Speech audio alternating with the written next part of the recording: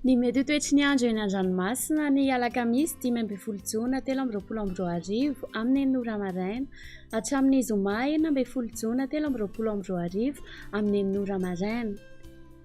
Tsy misy ny filazana fampitandremana mahakasika ny avy ny alon-drano sy ny hamafin-drivotra na izany aza mila maina hatrany isika mpampiasa ranomasina. Ho an'ny morontsiraka atsinanana, tanjom-boba-omby hatrany amin'ny tanjona-gotsy, anorana malefaka any amin'ny faran'ny fe-potoana. Ho avy atsimo atsinanana an-drivotra ka ho 9 hatramin'ny 20 kilometatra isan'ora, mety hahatratra 7 kilometatra isan'ora any amin'ny tendrony avaratra. Anonja be ny ranomasina, ny haavon'ny onja dia 5 metatra.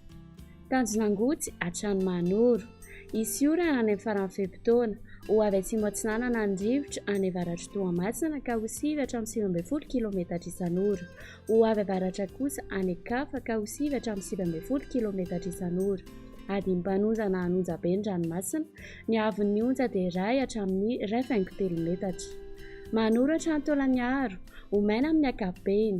Ho avy avaratra an-drivotra ka ho 8 hatramin'ny 17 kilometatra isan'ora.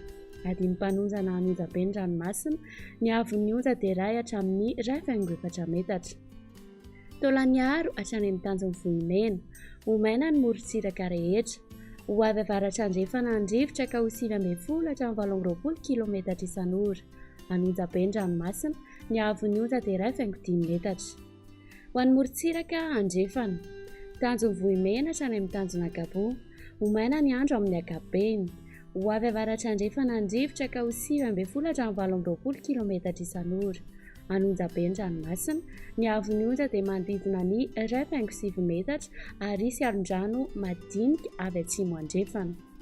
Tanjona-gabo hatrany amin'ny tanjon'ny Vilanandro, ibalika ny masoandro. Ho avy atsimo ny rivotra ka ho 7 hatramin'ny 19 kilometatra isan'ora izany. Ho avy andrefana kosa ny atoandro any atsimo Morondava ka ho 7 kilometatra isan'ora.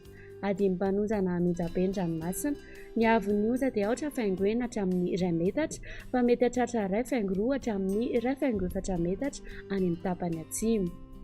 Tanjon'ny Vilanandro hatrany Analalava, ibalika ny masoandro. Ho avy atsimo na atsimo atsinanana an-drivotra ka ho 7 hatramin'ny 19 kilometatra isan'ora. Ho avy andrefana kosa ny atoandro ka ho 7 kilometatra isan'ora izany.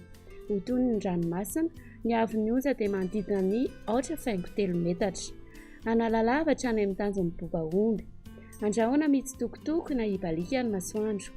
Iovaova amin'ny fitsokon'ny rivotra ka ho 7 hatramin'ny 19 kilometatra isan'ora. Ho tonona adim-panonja ny ranomasina, ny haavon'ny onja dia latsaky ny 8,9 metatra.